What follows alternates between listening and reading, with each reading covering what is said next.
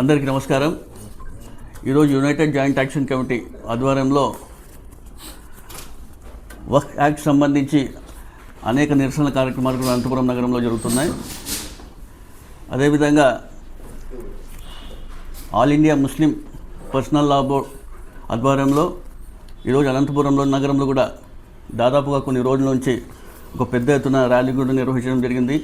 అందులో పాల్గొన్న ప్రతి ఒక్కరికి కూడా ధన్యవాదాలు తెలుసుకుంటూ దానికి సక్సెస్ చేసిన వాళ్ళు కూడా నేను ధన్యవాదాలు తెలియజేస్తున్నాను. అదేవిధంగా కొన్ని రౌండ్ టేబుల్ సమావేశాలు ఏర్పాటు చేయడం జరిగింది, క్యాండిల్ ర్యాలీలు చేయడం జరిగింది. అదేవిధంగా ఈ రోజున హ్యూమన్ చైన్ మానవహారం సంబంధించి ఈరోజు ఒక కార్యక్రమాన్ని కూడా నిర్వహించడం జరిగింది. సాయంత్రం 6:30కి మగ్రిబ్ నమాజ్ తర్వాత కూడా చెప్పడం జరిగింది. నిన్న డిఎస్పీ గారి దగ్గర యూజేఎస్సీ సభ్యులందరూ కూడా వెళ్ళి అక్కడ ఆయనతో పర్మిషన్ కూడా తీసుకుంటే సరే అని కూడా చెప్పడం జరిగింది. కానీ ఈరోజు పొద్దున ఆయన కాల్ చేసి మాకు కొన్ని అఫీషియల్స్తో ఇబ్బంది ఉంది, దీనికి ఒకటి మీరు కోఆపరేట్ చేయండి అని కూడా చెప్పడం జరిగిందంట. మేము అడగదలుచుకుంటున్నాం డిఎస్పీ గారికి, సార్ ఎక్కడైనా ఇన్ని కార్యక్రమం చేసినాం, మేము ఎటువంటి ఇబ్బందికరంగా ఏమైనా చేసామా? అనేక ర్యాలీలు చేసాం, ఎన్ఆర్సీ సంబంధించి కానివ్వండి, సిఏకి సంబంధించి కానివ్వండి, ఇలాంటి వక్ఫ్ బోర్డ్ సంబంధించి అనేక ర్యాలీలు కానివ్వండి, అనేక ఎడ్యుకేషన్ ప్రోగ్రామ్స్ చేశాం. ఎక్కడైనా ఒక్క చిన్న ఇన్సిడెంట్ కూడా జరిగిందా? ఎక్కడ ఏ విధంగా లేకుండా శాంతియుతంగా చేసుకుంటూ మేము పోతున్నాం. కానీ ఈరోజు మనం కాన్స్టిట్యూషన్ రైట్ లేకుండా మీరు ఈరోజు మనం ఏ విధంగా అయితే కేంద్ర ప్రభుత్వం వక్ఫ్కి సంబంధించి ముస్లింలకి ఏ విధంగా అనగదొక్కుతుందో దానిపైన మేమందరూ కూడా ప్రజలందరూ కూడా ముస్లింలే కాకుండా ప్రతి ఒక్క మతాలు కులాలకు సంబంధించిన వాళ్ళందరూ కూడా ఏకమై ఈ కార్యక్రమాలలో పాల్గొని ఈ వక్ఫ్ చట్టంపై మేమందరూ పోరాడాలని చెప్పే ఉద్దేశంతో మాలో ఉన్న ఆవేదన అందరూ ప్రభుత్వానికి వ్యతిరేకంగా మేము తీసుకోవాలని చెప్పేసి కార్యక్రమాలు చేస్తుంటే ఈరోజు మీరు దీన్ని అడ్డుకోవడం నిజం సరైన పద్ధతి కాని కూడా మీ అందరికీ తెలియజేస్తున్నాను. దీని వెనకాల ఎవరు ఇక్కడ ఏ రాజకీయ పార్టీ ఏ విధంగా ఏం చూస్తున్నారో తెలియదు. అవునప్పుడు కూడా డిఎస్పీ గారు కానీ పోలీస్ సిబ్బంది మాకు ఎప్పుడు కోఆపరేట్ చేస్తున్నారు. వాళ్ళు చెప్పిన వల్ల మేము కూడా ఖచ్చితంగా వాళ్ళకి కోఆపరేట్ చేస్తాము. డిఎస్పీ గారితో కూడా పొద్దున్న నేను మాట్లాడినాను, వారు కూడా చెప్పడం జరిగింది దీన్ని కోఆపరేట్ చేయండి, నేను ఈరోజు మీకు మరీ ఏ విషయం మా అఫీషియల్స్ మాట్లాడి చెప్తాము కూడా చెప్పడం జరిగింది. అలాగా సార్ మీరు ఈరోజు వద్దంటున్నారు, రేపు ఎల్లుండి మేము ఎప్పుడు పెట్టుకోవాలో చెప్తే నేను అఫీషియల్స్ మాట్లాడి ఖచ్చితంగా మీకు ఇన్ఫామ్ చేస్తామన్నారు. దాని తర్వాత వరకు మేము ఖచ్చితంగా వెయిట్ చేస్తాము. ఈ కార్యాచరణ అయితే ముందు కొనసాగుతూ ఉంటుంది. దీనికి ఏ విధంగా ఇల్లు అదేవిధంగా ఇప్పుడే జాఫర్ గారు చెప్పినట్లు పెహల్గాం సంబంధించి దీనికి మేము తీవ్రంగా ఖండిస్తున్నాం. ఆ పెహల్గాం ఇన్సిడెంట్లో 26 మంది ఎవరైతే చనిపోయారో వాళ్ళకి ఆ కుటుంబాలకి ప్రభుత్వాలు ఆదుకోవాలా. అదే ఎవరు ఏ విధంగా అయితే గాయపడినారో వాళ్ళకందరూ కూడా కుటుంబాలకి ప్రభుత్వం ఆదుకోవాల్సిన అవసరం ఎంతైనా ఉంది. అదేవిధంగా ఈరోజు భారతీయ జనతా పార్టీ వాళ్ళకి తీసుకున్నటువంటి నిర్ణయాలకి మా యూజేఎస్సీ ఖచ్చితంగా కట్టుబడి ఉంటామని మేము అందరికీ తెలియజేస్తున్నాను. ఆ టెర్రరిస్టుల పైన ఏ విధంగా యాక్షన్ తీసుకుంటూ మేమైతే ఖచ్చితంగా తీవ్రంగా దీనికి మేమందరం కూడా సపోర్ట్ చేస్తున్నాం. వాళ్ళు తీవ్రంగా ఏ విధంగా శిక్ష పడే విధంగా చేయాలని కూడా మేమందరూ కూడా దీనికి ఖచ్చితంగా కట్టుబడి ఉన్నాం నేను తెలియజేస్తున్నాను. వక్ఫ్కి సంబంధించి కూడా చూస్తే కూడా ఈరోజు దేశవ్యాప్తంగా అనేక నిరసన కార్యక్రమాలు చేస్తున్నారు. ఆల్ ఇండియా పర్సనల్ లా బోర్డ్ ఆధ్వర్యంలో ఈరోజు అనేక నిరసన కార్యక్రమాలు కావచ్చు. దానికి అనుగుణంగా ఈరోజు చేసుకుంటూ ముందుకు వెళ్తున్న విషయం మనం కూడా గమనించాలా. ఏదైతే కూడా ఈరోజు అనేక దేశంలో అనేక బోర్డులు ఉన్నాయి. షియా బోర్డు క్రిస్టియన్ బోర్డు కావచ్చు, బుద్ధిస్ట్ బోర్డు కావచ్చు, హిందూ బోర్డు కావచ్చు, అదేవిధంగా సిక్ బోర్డు కావచ్చు. దీంట్లో ఎక్కడ ఇంటర్ఫియరెన్స్ లేని బీజేపీ ప్రభుత్వం కేవలం వక్ఫ్ బోర్డులో మాత్రమే ఎందుకు ఇంటర్ఫియరెన్స్ అయ్యి ముస్లింలకు ఇబ్బంది పెడుతున్నారు కూడా ఒకసారి మీరు అందరూ గమనించాలా. అయినప్పుడు కూడా ఈరోజు మన 77 ఇయర్స్ అయ్యి మన స్వాతంత్రం వచ్చి ఈ లాస్ట్ 11 ఇయర్స్లో బీజేపీ ప్రభుత్వం ఏ విధంగా ముస్లింలకు ఇబ్బంది పెడుతుందో ఒకసారి గమనించాలా. చూసుకుంటే కన్నా మనం సిఏ కావచ్చు, యూనిఫామ్ సివిల్ కోడ్ కావచ్చు, అదేవిధంగా మన మహిళలపై హిజాబ్ సమస్య కావచ్చు, మరి ముఖ్యంగా 11 సంవత్సరాల నుంచి దళిత మరి ముస్లింలపైన బుల్డోజర్లతో ఇల్లు కూల్చివేయడం దానిపైన కావచ్చు, మరి ముఖ్యంగా లౌడ్ స్పీకర్లు ఇవ్వకూడదు అని చెప్పి దానిపైన కావచ్చు, అనేక ఇబ్బందులు రాష్ట్రంలో కానివ్వండి దేశంలో చూస్తే కన్నా కేవలం లాస్ట్ 11 ఇయర్స్లో జరుగుతున్న విషయం కూడా మీరు అందరూ కూడా ఒకసారి గమనించాలా.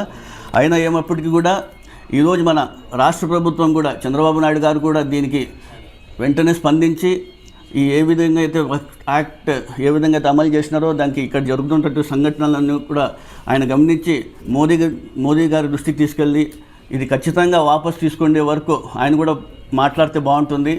ఖచ్చితంగా మేము ఈ కార్యాచరణలు అయితే కూడా మన వక్ఫ్ బోర్డు సంబంధించి ఏవైతే కూడా ఉన్నాయో ఖచ్చితంగా మేము ఈ వక్ఫ్ బోర్డు వాపసు తీసుకునే వరకు మా కార్యాచరణలు కొనసాగుతూ ఉంటాయి, ఆందోళన కొనసాగుతున్నాయని తెలియజేసుకుంటూ మళ్ళీ కొత్త కార్యాచరణ మనం యూజేసీ సభ్యులందరికీ మేము తెలియజేస్తున్నాను. మగరీబ్ నమాజ్ తర్వాత మానవహార కార్యక్రమాన్ని మరి చేపట్టాలని చెప్పి నిర్ణయించుకోవడం జరిగింది.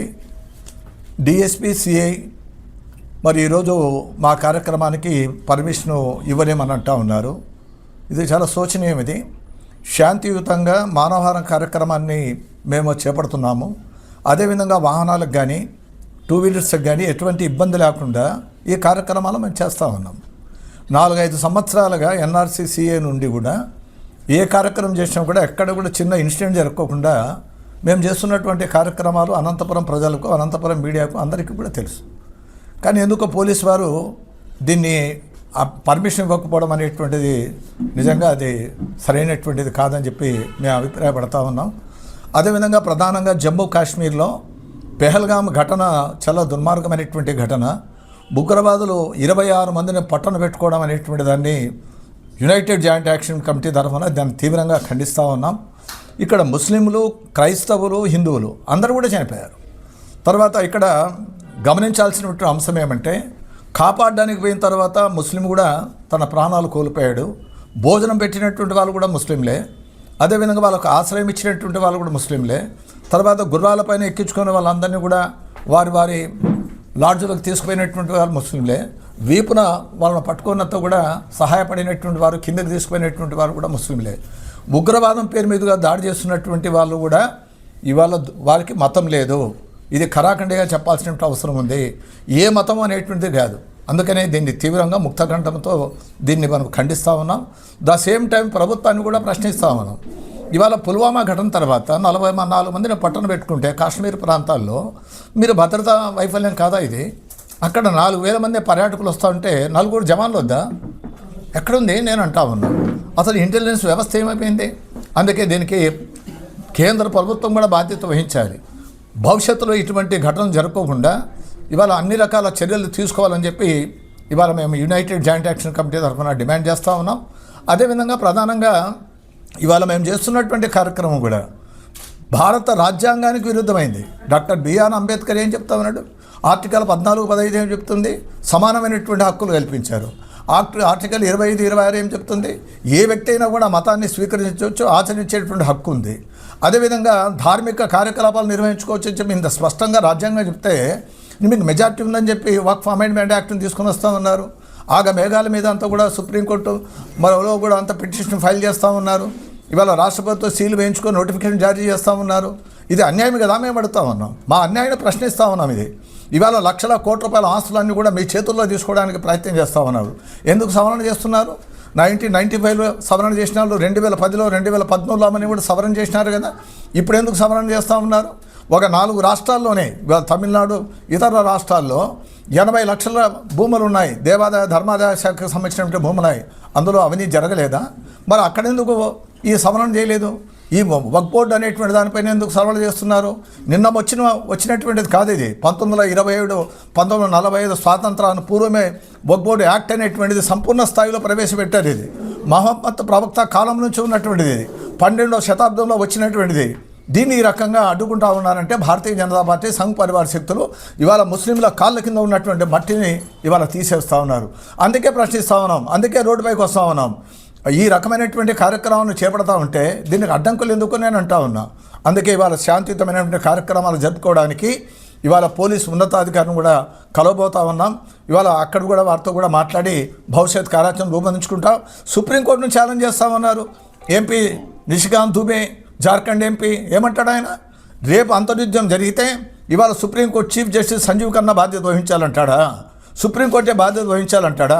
అంటే రాజ్యాంగం పైన మీకు విశ్వాసం లేదు, సుప్రీంకోర్టు పైన విశ్వాసం లేదు. విశ్వాసం లేనట్టుంటారు, అధికారంలో ఉంటా ఉన్నారు. అందుకే ఇది ప్రజలు కూడా ఆలోచించాలి. లౌకికవాదులు, సెక్యులర్ వాదులు అందరూ కూడా ఆలోచించాలి. రాజ్యాంగాన్ని పరిరక్షించుకోవాలనేటువంటి కార్యక్రమం అందరూ కూడా భాగస్వాములు కావాలని చెప్పి విజ్ఞప్తి చేస్తా ఉన్నారు.